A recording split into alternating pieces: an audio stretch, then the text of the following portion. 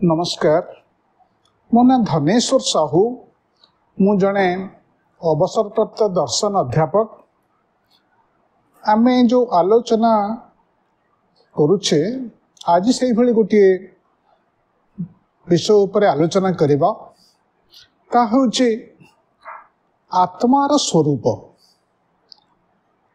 आत्मा संपर्क रे दर्शन परिसर रे धर्म परिसर रे अनेक किसी आलोचना हवा आमे देखि थाए।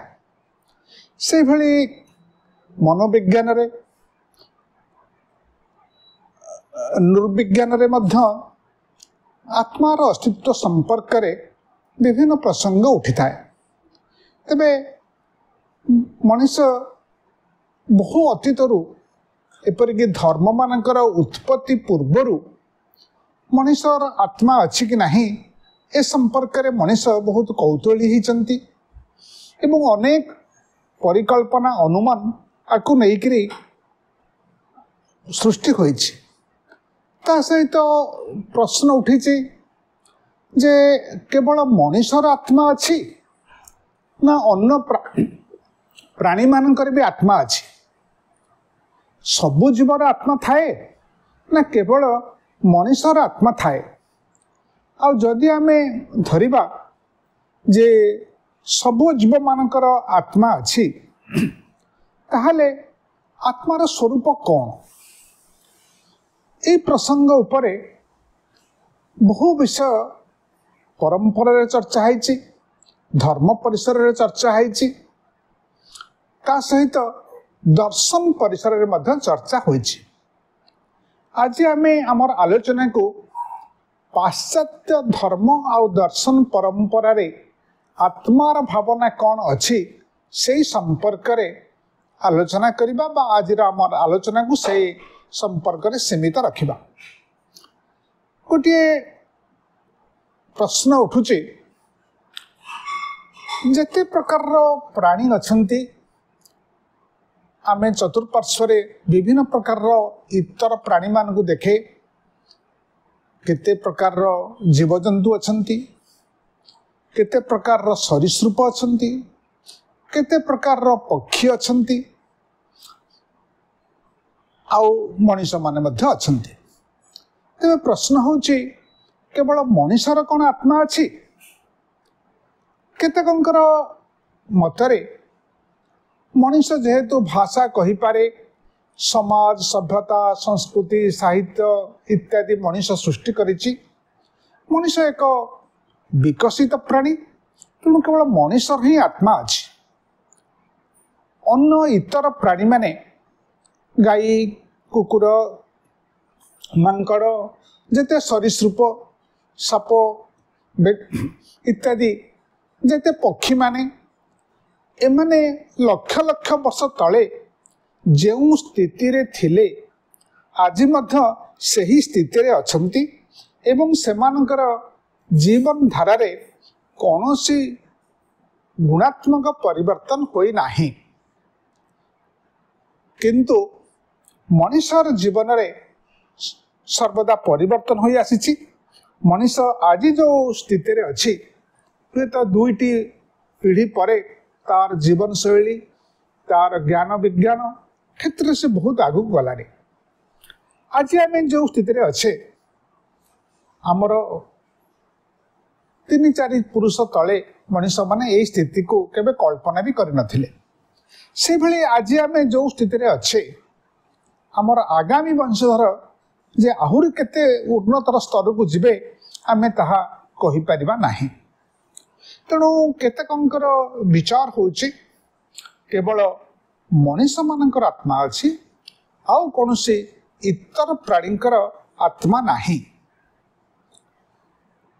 आउ गोटे विपरीत मत मध्य रहिछि। आउ से विपरीत मतटी रहिछि मनुष्य आउ प्राणी मानक भितरे एते सामंजस्य रहिछि जे मनुष्यर आत्मा थिला माने सेमानकर मध्य आत्मा रहिछि। जेहेतु मनुष्य खाद्य खाए, आहार निद्रा भय यौन संपर्क ए सबु गुड़िक जेपरी मनुष्य पाखरे अछि ସେଇଭଳି ସବୁ ପ୍ରାଣୀମାନଙ୍କ ପାଖରେ ମଧ୍ୟ ରହିଛି। ତେଣୁ ମଣିଷର ଯଦି ଆତ୍ମା ଅଛି ତାହେଲେ ପ୍ରାଣୀମାନଙ୍କର ମଧ୍ୟ ଆତ୍ମା ରହିଥିବ।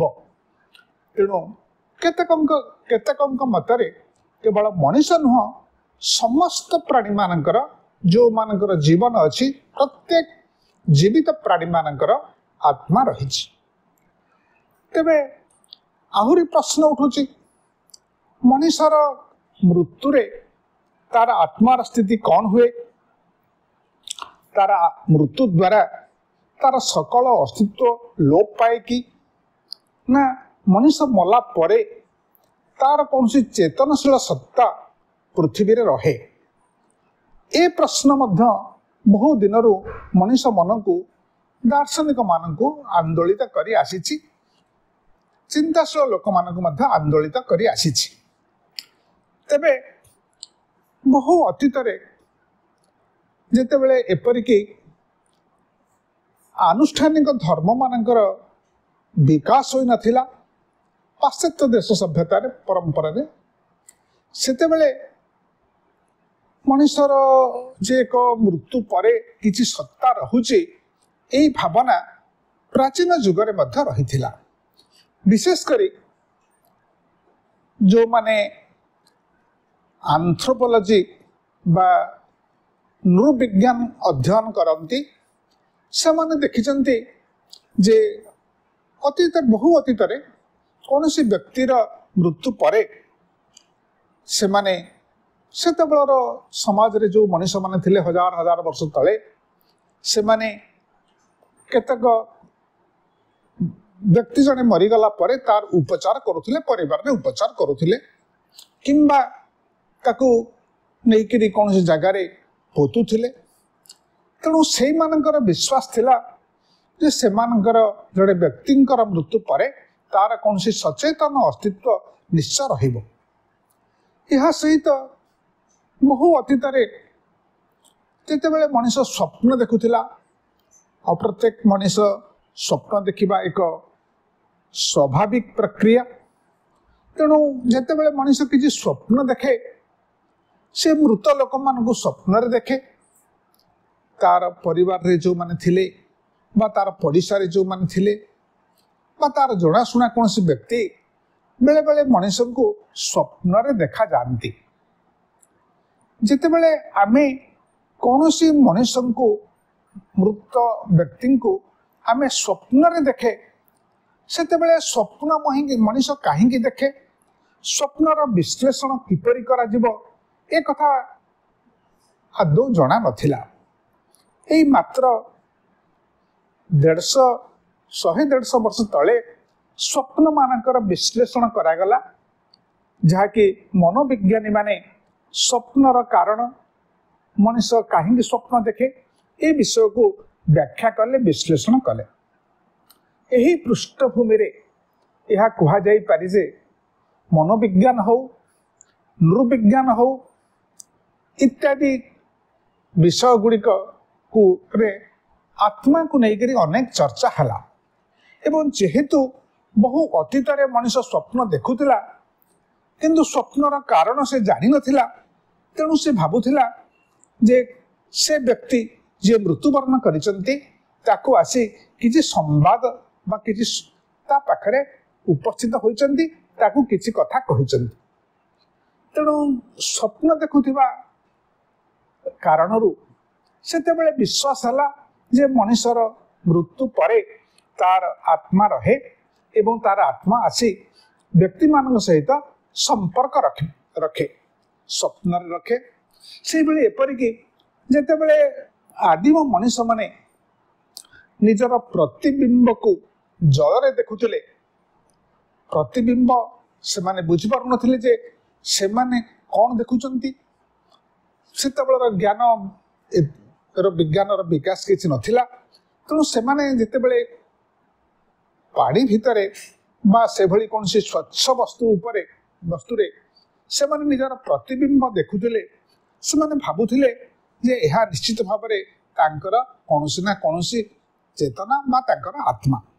ଏଇଭଳି ପ୍ରତ୍ୟେକ ବିଭିନ୍ନ ସ୍ତରରେ ଆତ୍ମାର ଭାବନା सृष्टि होइथिला। तेबे जेहेतु आत्मार भावना सृष्टि होइथिला तेबे प्रश्न आसिला जे सेगुड़िकर किभली आमे व्याख्या करिबा, तांकर स्वरूप कौन, आत्मा जदि रहुछि तार पुनर्जन्म अछि कि, से आउ थरे जन्म नउछि कि, बा आउ कौन भावना अछि। एई पृष्ठभूमि रे कुहा जाई पारे जेतेबेले धर्म मानकर विकास हला, धर्म माननको आमे आत्मा पृष्ठभूमि रे दुई भागरे विभक्त करि पारिबा।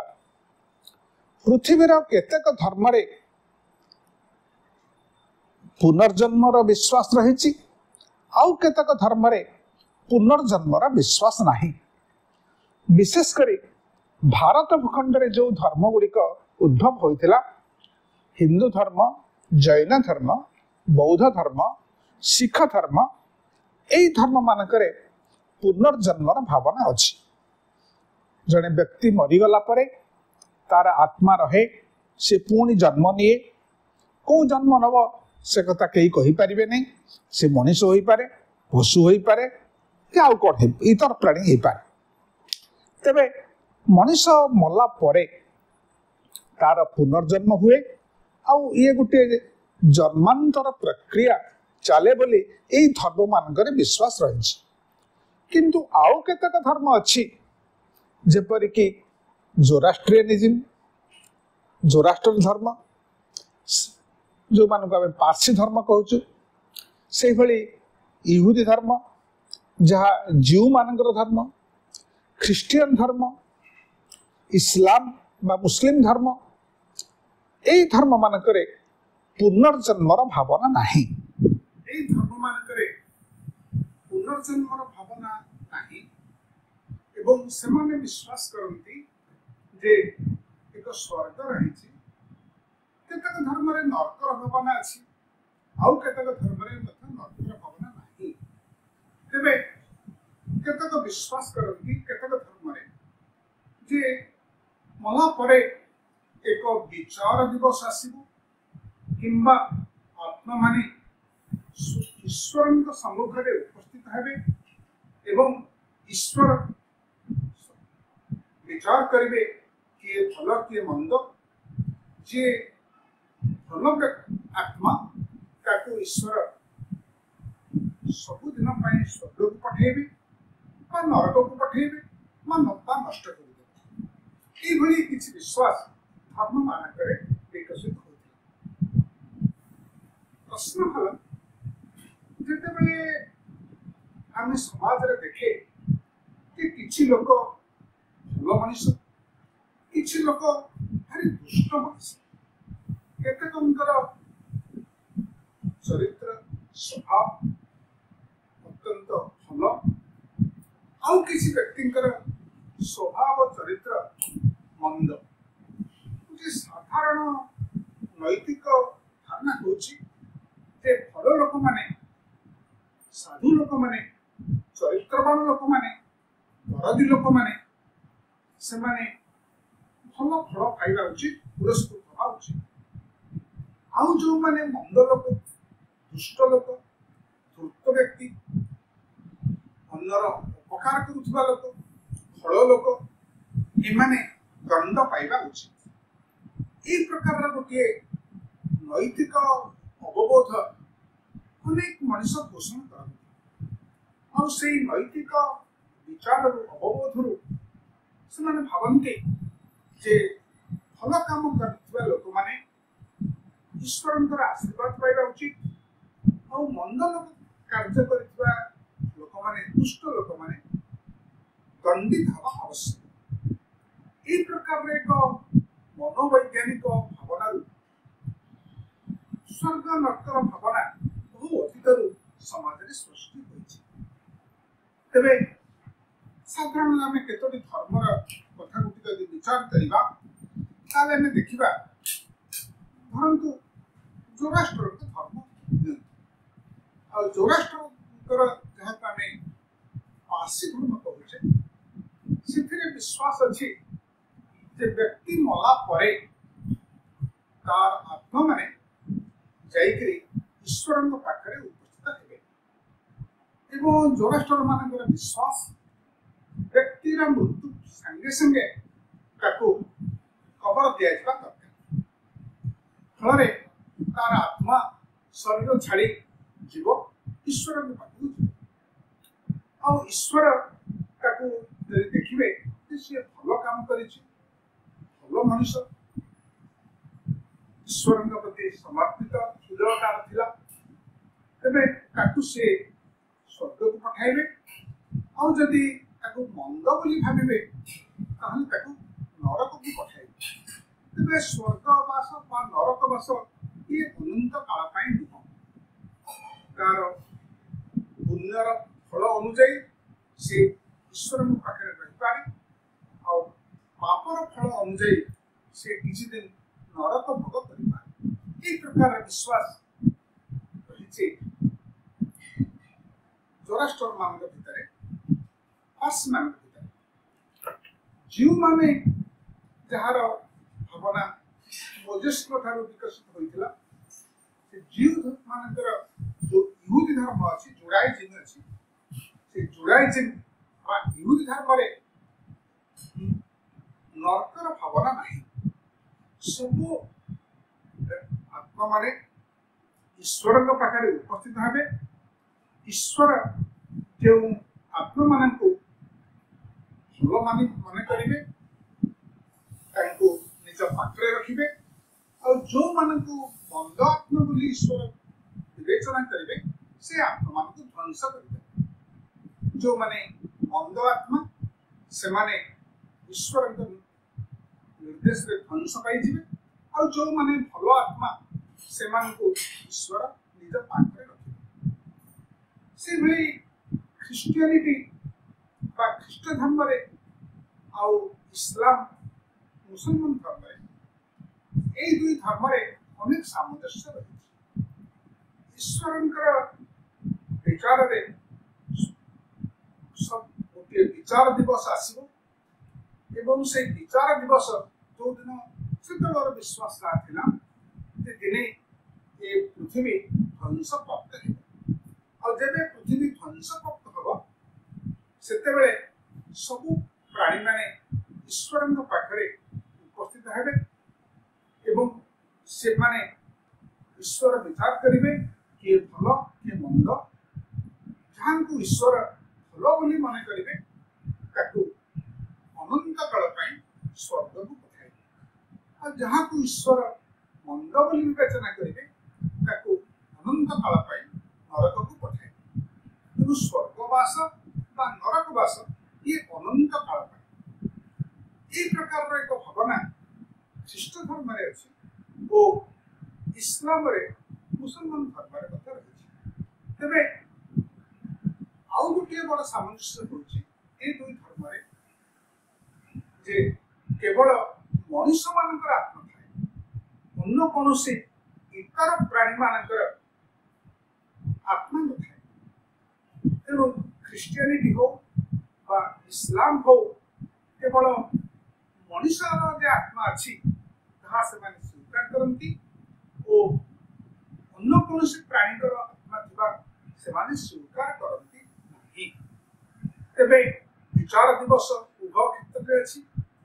आउ उभय क्षेत्र स्वर्ग नरकर भावना अच्छी बहु अतीत मनुष्य माने परिकल्पना करथिले आम पृथ्वीर ऊर्ध्वे एक आम जो नवमंडल देखुचे तार शेषर स्थल लोक विश्वास था से स्वर्ग अच्छी नरक अच्छी जो माने पवित्र आत्मा से माने अनंत काल स्वर्ग भोग करेंगे आउ जो माने मंद आत्मा से माने अनंत काल नरक भोग करेंगे तेरे ये गोटे मौलिक प्रश्न आसला जिते व्यक्ति मरी जाए और तार कौन शारीरिक अस्तित्व रहे नहीं से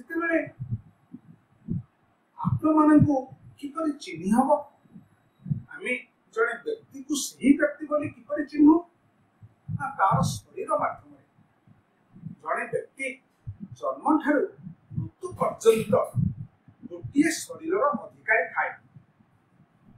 ରାମ ଗୋଟିଏ ପିଲା ଧରନ୍ତୁ, କି ଗୋପାଳ ଗୋଟିଏ ପିଲା, କି କମଳା ଆଉ ଗୋଟିଏ ପିଲା, କି ଲକ୍ଷ୍ମୀ ଆଉ ଜଣେ ପିଲା। ସେ 3 ବର୍ଷରେ ତାଙ୍କର 30 ବର୍ଷରେ 60 ବର୍ଷରେ ସେଇ ଜଣେ ହିଁ ବ୍ୟକ୍ତି। ସେ ଗୋପାଳ 3 ବର୍ଷରେ ତାର ଚେହେରା ଆଉ 30 ବର୍ଷରେ ତାର ଚେହେରା ଭିତରେ ବହୁ ପାର୍ଥକ୍ୟ ଅଛି, କିନ୍ତୁ ସେ ସେଇ ଗୋଟିଏ ବ୍ୟକ୍ତି। ଆଉ ଗୋପାଳ ଯେତେବେଳେ 60 ବର୍ଷରେ ପହଞ୍ଚୁଛି ତାର ଚେହେରାରେ ଆହୁରି ପରିବର୍ତ୍ତନ ହେଇଯାଉଛି। ଯେତେବେଳେ ସେ ମନେ କରନ୍ତୁ 90 ବର୍ଷରେ ପହଞ୍ଚୁଛି ତାର ଚେହେରାରେ ଆହୁରି କିଛି ପରିବର୍ତ୍ତନ ହେଇଯାଉଛି, କିନ୍ତୁ ସେ ସେଇ ଗୋଟିଏ ଲୋକ ଗୋପାଳ। 3 ବର୍ଷରେ 30 ବର୍ଷରେ 60 ବର୍ଷରେ 90 ବର୍ଷରେ ସେଇ ଗୋଟିଏ ପିଲା ସବୁବେଳେ ତାର ଶାରୀରିକ ନିରବଚ୍ଛିନ୍ନ ଭାବରେ ସେ ଗୋଟିଏ ଶରୀର ଭିତରେ ରହିଛି। ସେଇଭଳି ଆଉ ଯେକୌଣସି ଗୋଟିଏ ପୁରୁଷ ହୁଅନ୍ତୁ, ସ୍ତ୍ରୀ ହୁଅନ୍ତୁ, ମହିଳା ହୁଅନ୍ତୁ, ତେଣୁ ଜଣେ ବ୍ୟକ୍ତି ପିଲାଟିଏ ଜନ୍ମ ହେଲା ପରଠାରୁ ତାର ମୃତ୍ୟୁ ପର୍ଯ୍ୟନ୍ତ ସେ ଗୋଟିଏ ଶରୀରର ଅଧିକାରୀ। ତେବେ ଜଣେ ବ୍ୟକ୍ତିର ମୃତ୍ୟୁ ପରେ ଯଦି ତାର କୌଣସି ଶାରୀରିକ ଅସ୍ତିତ୍ୱ ରହିବ ନାହିଁ, ତାର କୌଣସି ଶରୀର ରହିବ ନାହିଁ, ସେଇ ବ୍ୟକ୍ତିକୁ ଆମେ କିପରି ଚିହ୍ନି ପାରିବା? ତାର ଆଇଡେଣ୍ଟିଟି କିପରି ହବ? ଧରନ୍ତୁ ସବୁ ବ୍ୟକ୍ତିଙ୍କର ଆତ୍ମା ଅଛି, ତାହେଲେ ଯଦି ମରିଗଲା ପରେ କୋଉଟା ଗର ଆତ୍ମା, କୋଉଟା ଖର ଆତ୍ମା, କୋଉଟା ଗର ଆତ୍ମା, କୋଉଟା ଘର ଆତ୍ମା, ତାକୁ ଜାଣିବେ କେମିତି? କାରଣ ସେମାନଙ୍କର କ ଖ ଗ ଘ ବ୍ୟକ୍ତି ମାନଙ୍କର କୌଣସି ଶାରୀରିକ ଅସ୍ତିତ୍ୱ ନାହିଁ। ଯେହେତୁ ଶାରୀରିକ ଅସ୍ତିତ୍ୱ ନାହିଁ, ତାଙ୍କୁ ଜାଣିବାର ଉପାୟ କଣ? ତେଣୁ ଯୋଉ ଧର୍ମ ମାନେ ବିଶ୍ୱାସ କଲେ ଯେ ଗୋଟେ ବିଚାର ଦିବସ ଅଛି ଏବଂ ସେ ବିଚାର ଦିବସରେ ବ୍ୟକ୍ତିଙ୍କର କାର୍ଯ୍ୟର ମୂଲ୍ୟାୟନ ଈଶ୍ୱର କରିବେ, ଆଉ ଈଶ୍ୱର କରି ତାଙ୍କୁ ସ୍ୱର୍ଗକୁ ପଠାଇବେ, ତାଙ୍କୁ ନରକକୁ ପଠାଇବେ, କି ତାଙ୍କୁ ଧ୍ୱଂସ କରିଦେବେ। ଈଶ୍ୱର କରିବେ କିପରି? ସେଇଠୁ ପ୍ରଶ୍ନ ଆସିଲା, ନାଇଁ ସେମାନଙ୍କର ଯୋଉ ଶରୀର ଥିଲା ସେମାନେ ସେଇ ଶରୀର ଧରି ଈଶ୍ୱରଙ୍କ ପାଖରେ ଆବିର୍ଭାବ ହେବେ। ତେଣୁ କେତେ ଗୁଡ଼ିଏ ଧର୍ମରେ କୌଣସି ଶରୀରକୁ ମୃତ୍ୟୁ ପରେ ପୋଡ଼ି ଦିଆଯାଏ ନାହିଁ, ପୋଡ଼ିଦେଲେ ତା ନଷ୍ଟ ହେଇଯିବ। ତେଣୁ ତାର ଆତ୍ମା ନରକକୁ ଚାଲିଯିବ, ସେ ଈଶ୍ୱର ପାଖକୁ ଆସିପାରିବ। କିନ୍ତୁ ତାଙ୍କର ଶରୀର ଥିଲେ ସେଇ ଶରୀରର ରୂପ ନେଇ ସେ ଈଶ୍ୱରଙ୍କ ପାଖରେ ସେ ଆବିର୍ଭାବ ହେବ। ଈଶ୍ୱର ତାପରେ ବିଚାର କରିବେ ତାର କାମ ଭଲ କାମ କରିଛି କି ମନ୍ଦ କାମ କରିଛି। ତେଣୁ ଯୋଉ ଧର୍ମ ମାନଙ୍କରେ ପୁନର୍ଜନ୍ମର ଭାବନା ନାହିଁ, ସ୍ୱର୍ଗ ନରକର ଭାବନା ଅଛି, ବିଚାର ଦିବସର ଭାବନା ଅଛି, ସେଇ ଧର୍ମ ମାନଙ୍କରେ ବ୍ୟକ୍ତିର ମୃତ୍ୟୁ ପରେ ତାର ଶରୀରକୁ ନଷ୍ଟ କରି ଦିଆଯାଏ ନାହିଁ, ତାକୁ ପୋତି ଦିଆଯାଏ। ଓ ବିଶ୍ୱାସ ଥାଏ ଅଛି ଯେ ଯେତେବେଳେ ବିଚାର ଦିବସ ଆସିବ, ପୁଣି ଈଶ୍ୱରଙ୍କର ସ୍ପର୍ଶ ପାଇ ଆତ୍ମାମାନେ ନିଜର ପୂର୍ବ ଶରୀରକୁ ପୁଣି ପ୍ରାପ୍ତ ହେବେ। এই ସବୁ ବିଶ୍ୱାସ ସେ ଧର୍ମମାନ କେତେକ ଧର୍ମରେ ରହିଛି।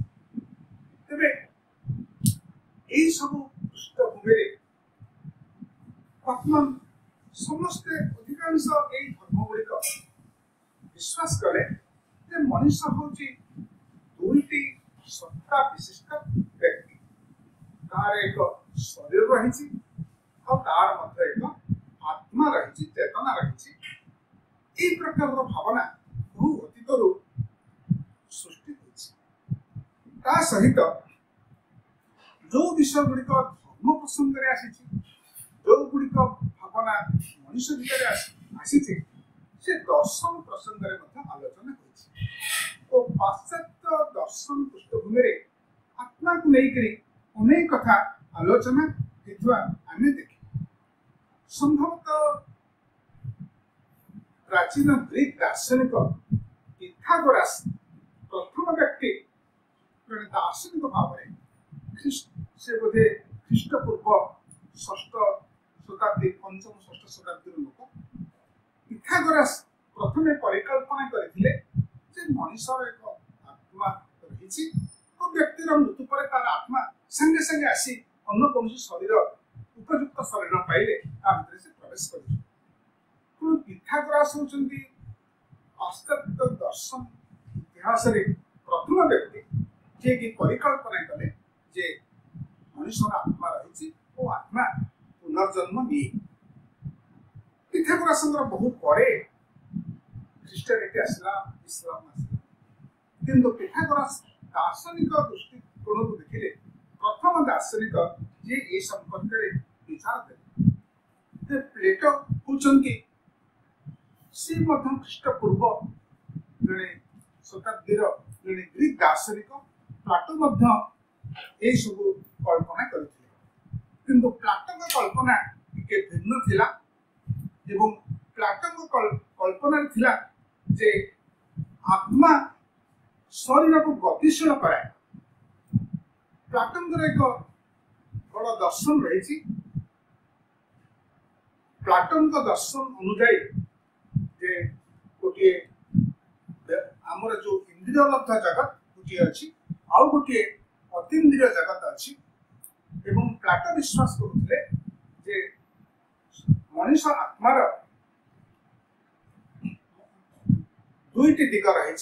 से अतीन्द्रिय जगत रहे पुणी जीवन पाइला परे जन्म नेला परे सी इंद्रिय लब्ध जगत को से जाने।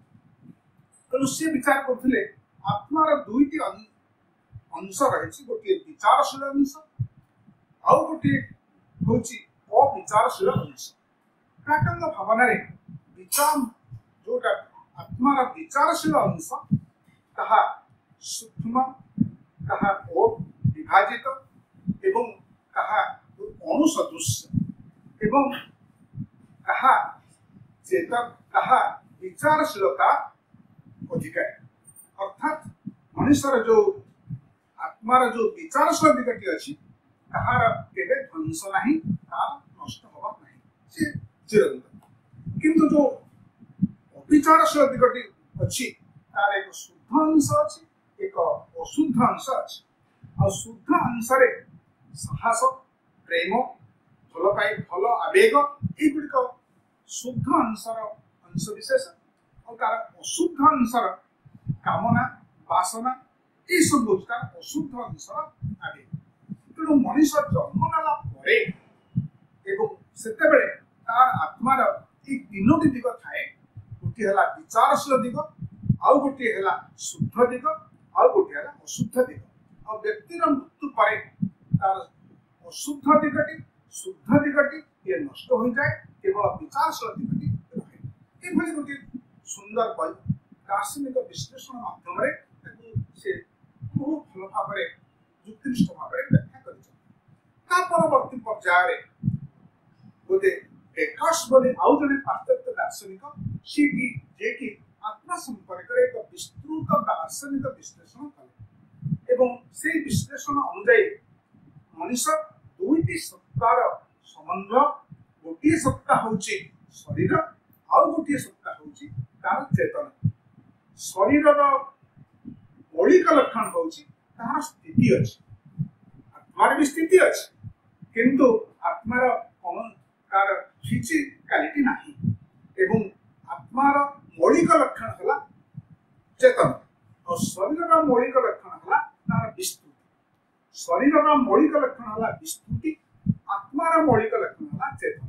तेणु यही भाव सी आत्मार भावना को डेकार्ट सुंदर भाव दार्शनिक धारा बहुत जुक्ति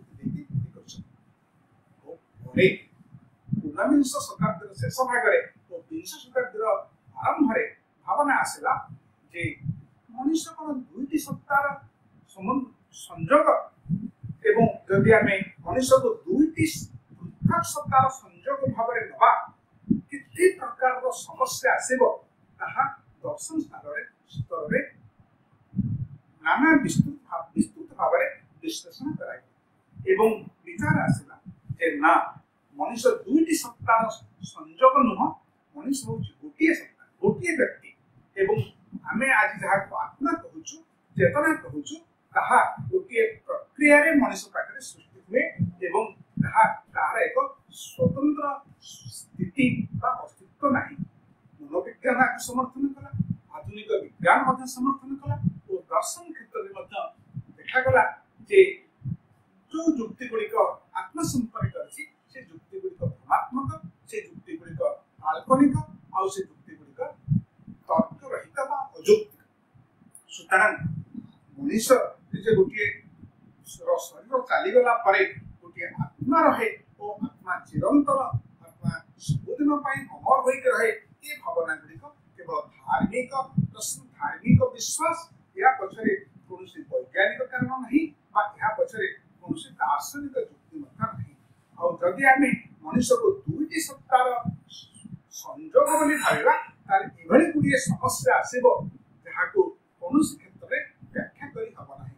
तेणु आत्मार भावनाटा गोटे मेटाफिजिकल कनसेप्ट जहां आम कहूँ तात्विक भावना, एक काल्पनिक भावना, यहाँ पश्चात कौन वैज्ञानिक कारण नहीं।